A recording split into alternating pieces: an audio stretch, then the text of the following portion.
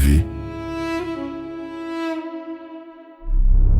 De nouvelles espèces parcouraient les vastes plaines d'herbes bleutées et les jungles aux canopées verts émeraude.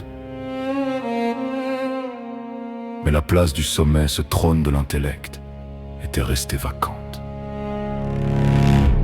Jusqu'au jour où, dans la chaleur moite d'un immense marécage bordant un continent équatorial,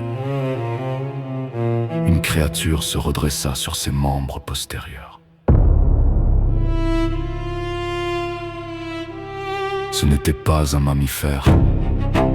Le grand hiver avait décimé les ancêtres à sang chaud de manière trop radicale. La vie avait trouvé un autre chemin. La créature qui contemplait les étoiles ce soir-là, avec une curiosité nouvelle brûlant dans ses pupilles fendues, était recouverte d'écailles sombres, irisées, qui reflétaient la lumière de la lune. Un reptilien. Bipède, agile, doté d'une queue musclée pour l'équilibre et de mains aux longs doigts griffus, capable d'une préhension fine. Dans son regard jaune froid et calculateur venait de s'allumer la lueur de l'intelligence. Une intelligence vive née de la nécessité de chasser en groupe, de communiquer, de comprendre les cycles des saisons.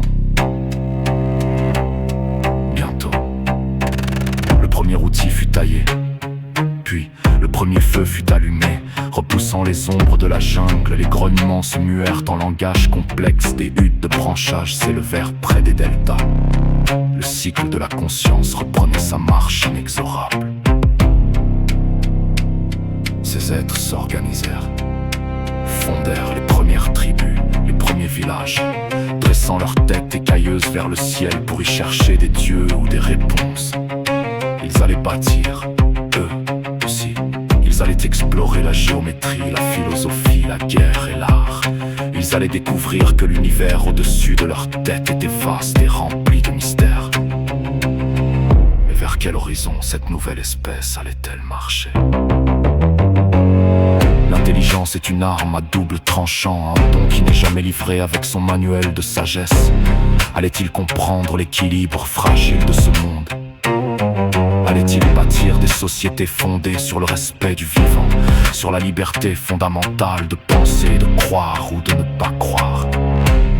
Allait-il tolérer la différence au sein de leur propre espèce, laissant à chacun la liberté de ses choix? Ou allait-il sombrer dans les abysses de la haine, de la domination et du dogme?